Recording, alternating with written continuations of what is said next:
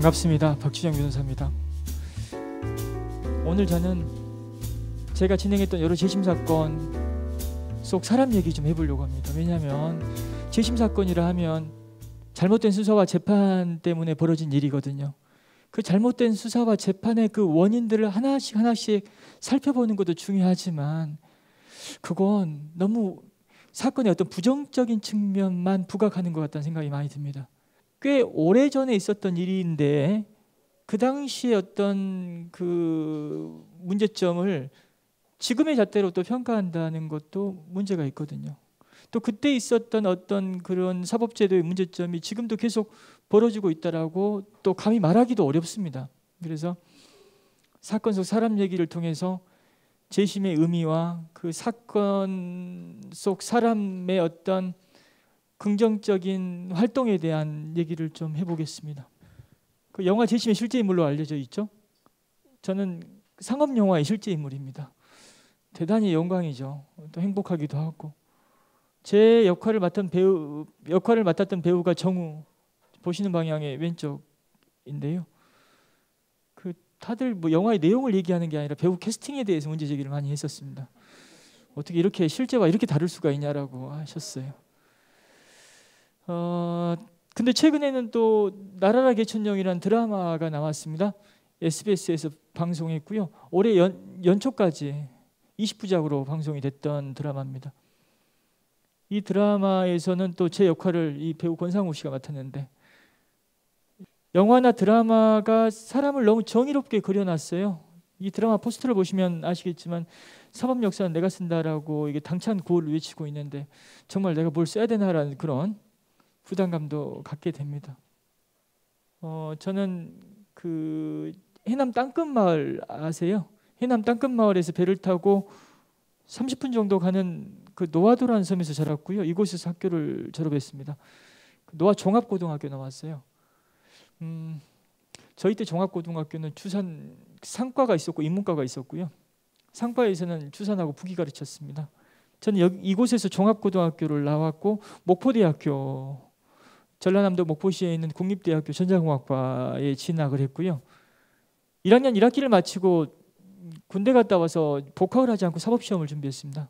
신림동 고시촌에서 공부했고 2002년도에 44회 사법시험 합격했습니다. 시골에 있는 고등학교를 나왔고 또 지방 국립대 한 학기를 다닌 게 전부인 상황에서 사법시험에 합격했다는 걸 아주 대단하다고 사람들이 평가를 해주셨죠. 저를 모르시는 분들은 또 오해도 하셨습니다. 그래도 대학을 나오진 않았지만 고등학교 다닐 때 공부를 좀 잘했으니까 그런 어떤 기본이 있어서 사법시험에 합격한 것 아니냐라고 오해하시는 분들이 계셔서 제가 생활기록부를 잘 가지고 다닙니다. 1학년 때 순박하고 다정하나 뚜렷한 목표의식이 요구된다. 아무 생각 없이 살았다는 거죠. 2학년 때 친구 간의 우애가 깊다. 공부를 같이 했으면 이렇게 써놓지는 않으셨겠죠. 3학년 때는 근면성실하나 준법성이 요구된다라고 평가하셨습니다. 지금은 이렇게 평가를 하지 않지만 가나다에서 다 받는 것이 상당히 어렵습니다. 제가 다를 받았고요. 학교를 잘 안 다녔어요. 1, 2, 3학년 때 무단결석을 한 100일 가까이 했었습니다.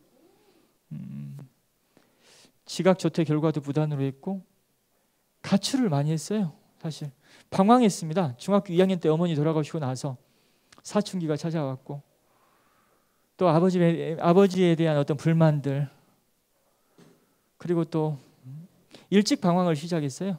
그래서 고3 때 고등학교 3년을 완전히 이렇게 공부 전혀 하지 않고 다녔었습니다. 때론 한 장의 사진이 많은 사실을 말해줍니다. 고등학교 1학년 때 수학여행 가서 찍은 사진인데 이 한 장이 생활기록부보다 더 많은 얘기를 해주죠. 배가 나와서 혁디를 내려맨 건 아니었고 이 사람들이 다 고등학교 1학년들입니다. 참 한심한 모습이죠. 이렇게 한심하게 다녔는데 한 20년이 지나서 지금 전혀 다른 모습이 됐습니다. 비행 청소년, 불량 청소년이 지금 법과 정의를 얘기하고 다니는 이런 반전을 제가 경험하고 있는데요.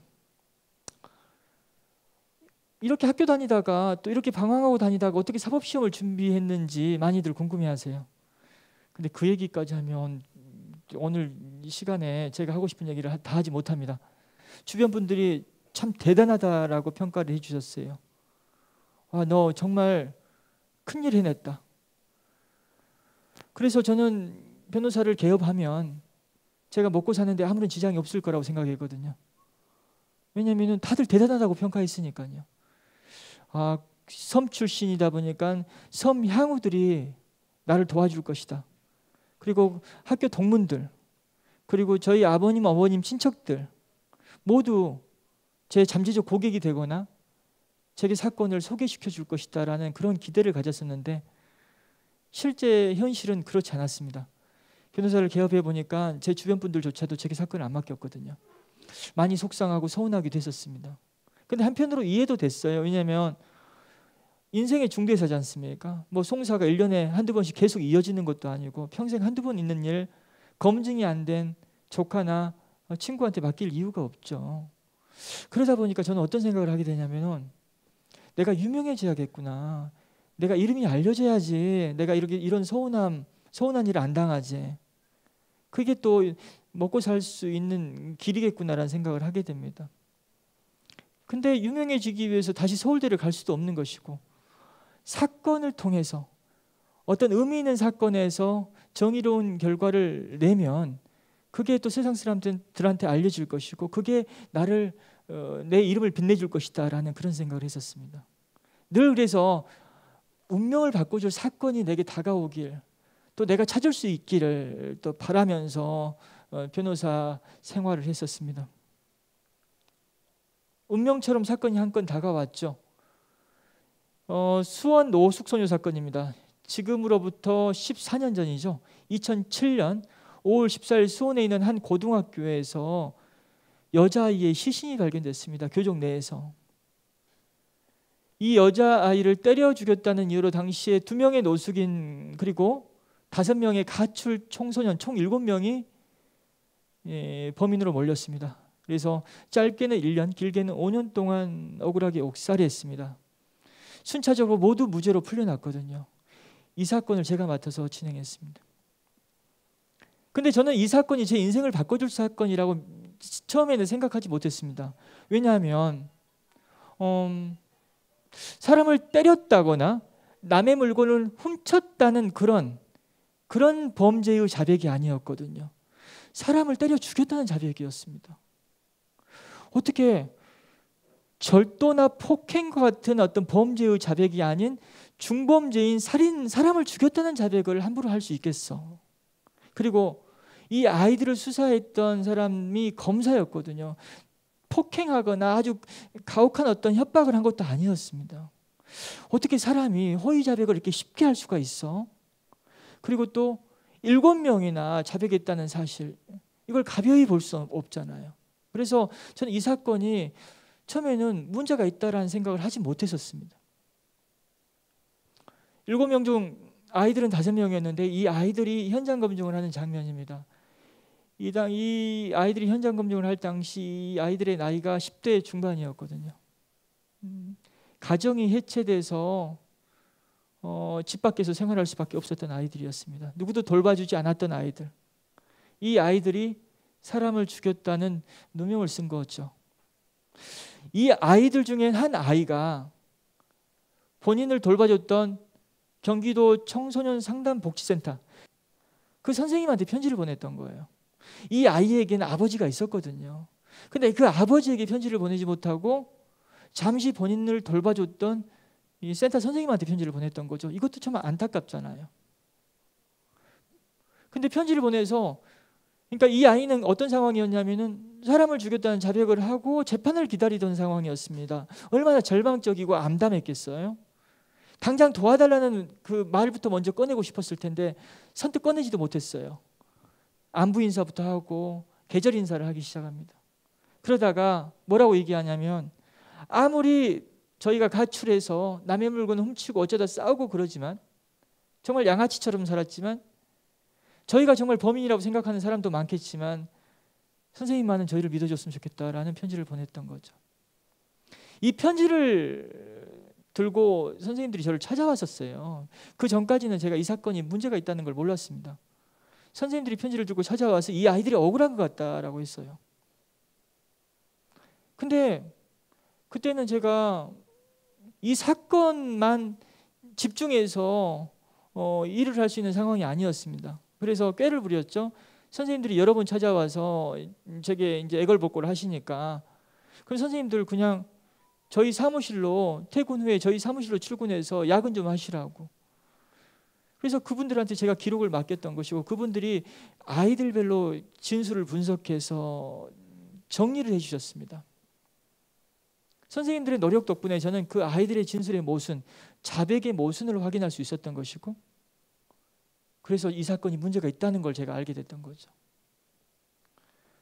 선생님들은 정말 사건 기록만 분석해 준 건 아니었고요. 또 아이들이 이제 구치소에서 재판을 받는 상황이었기 때문에 이 아이들이 언제든지 포기를 하고 그냥 나라도 선처를 받고자 하는 어떤 그런 생각하에 또 자백을 해버릴 수 있었거든요.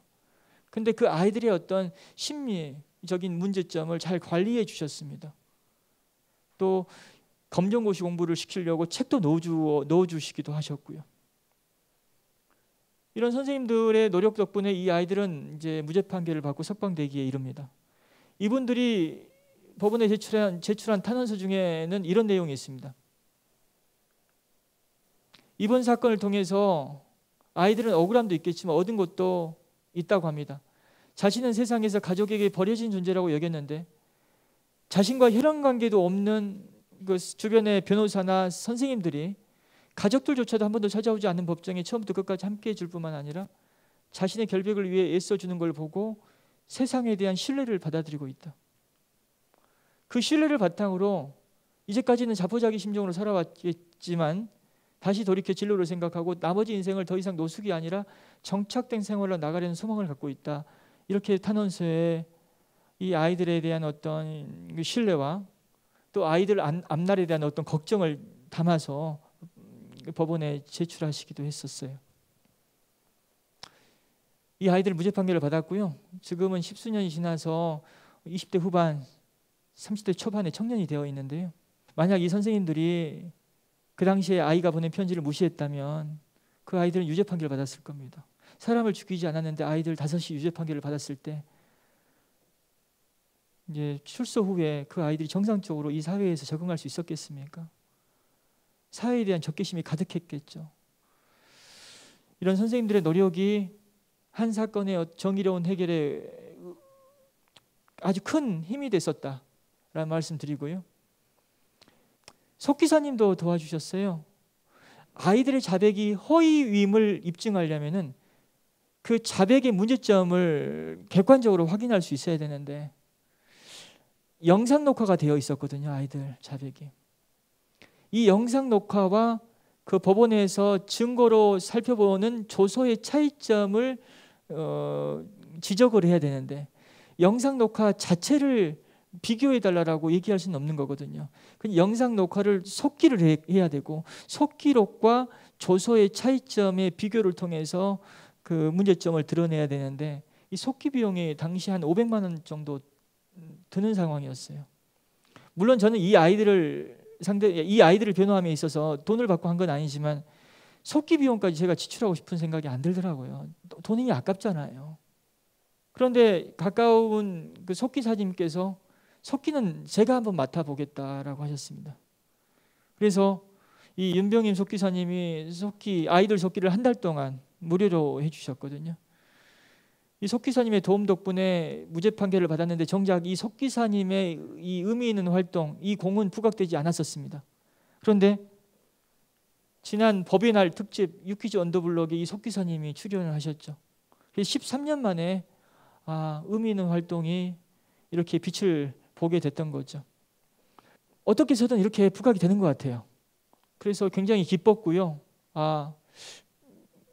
수원 사건 하면 제가 주인공이었고 이분들은 조연이나 엑스트라에 불과했는데 사실 이분의 활동을 가운데에 놓고 살펴보면 이분이 얼마든지 주연이 될 수 있는 거거든요. 선생님들도 마찬가지입니다. 그래서 사건 속 의미 있는 해결에 관여하신 분들 한 분 한 분이 다 주연이고 주인공이었다라는 라는 말씀 드립니다. 또 수원 노숙 소녀 사건, 노숙인 두 분이 억울하게 옥살이한 사건입니다. 이 노숙인 두 분의 재심을 진행할 때는 이분들이 다 밖에 있었거든요. 그러다 보니까 이분들이 정착된 어떤 삶을 사는 분들이 아니어서 재심을 준비하고 진행할 때 답답한 부분이 한두 개 아니었습니다. 근데 이제 이 수원에서 노숙인을 돌보는 이 신부님이 저를 곁에서 도와주셨죠. 이분들의 어떤 정착된 삶을 지원해 주셨고요. 이 신부님의 도움 덕분에 안정적으로 재심을 진행할 수 있었습니다. 저는 섬에서 고등학교 나왔고요. 또 앞서 말씀드린 바와 같이 대학을 나오지 않았습니다. 사법시험에 합격한 건 참 대단하다라는 평가를 받았지만 현실에서는 인맥과 관계에서 하는 어떤 어려움도 있었습니다.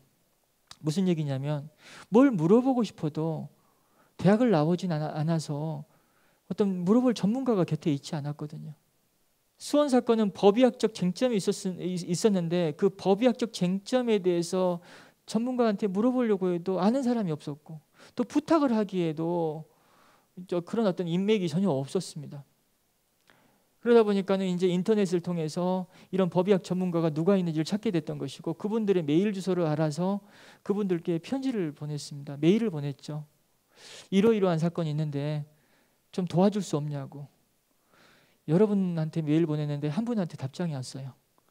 왼쪽에 있는 분 서울대학교 이윤성 교수님이신데 이분이 제게 답장을 보내셨고 법정에 나와서 또 증언까지 해주셨습니다. 아무런 대가를 받지 않았습니다. 증언이 있던 날 복도에서 대기를 하시는데 제가 말을 걸려고 해도 그냥 시큰둥 하시는 것 같고 그냥 일부러 멀리 하시는 것 같다는 생각이 들었어요. 왜냐하면 너무 가깝게 보이는 것이 객관적인 어떤 평가를 받아야 되는 어떤 증언의 어떤 의미를 훼손시킬 수 있다는 그런 생각을 하셨던 것 같아요.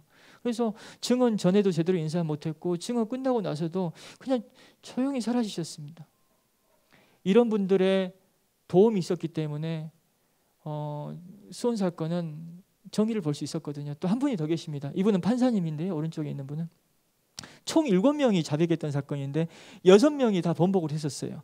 근데 마지막 한 명이 번복을 않고 끝까지 정말 내가 그 현장에 있었다라는 자백을 이어갔습니다. 왜냐하면 그분은 노숙인인데 지적 장애를 갖고 있었던 사람인데 본인은 그 현장에서 뺨 2대 때린 걸로 끝이 났단 말입니다. 그래서 벌금 200만 원을 내는 걸로 끝이 났는데 내가 이걸 번복해버리면 나한테 어떤 더 큰 불이익이 올까 봐 겁이 났나 봐요. 번복을 하지 않는 거예요. 근데 허위 진술이다 보니까 모순이 많았었습니다. 법정에 증인으로 앉혀놓고 제가 아주 추궁을 했었거든요. 계속 모순을 계속 추궁했습니다. 근데 그 모순에 대한 어떤 추궁에 대한 답변이 정말 황당하기도 하고 말이 안 되기도 했지만 끝까지 그래도 일관되게 그 현장에 있었다라는 주장을 해버리는 거예요. 6시가 다 되어가고 이제 재판을 끝내야 되는데도 불구하고 저는 성과를 거두지 못했었습니다. 근데 그 당시 재판장이었던 이 조희대 부장판사, 이분은 훗날 대법관이 되셨습니다. 이분이 직권으로 신문을 시작합니다. 근데 직권 신문을 어떻게 진행했냐면 저는 모순을 추궁했거든요.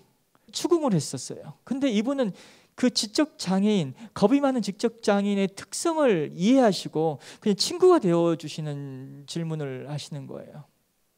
편안하게 질문했습니다.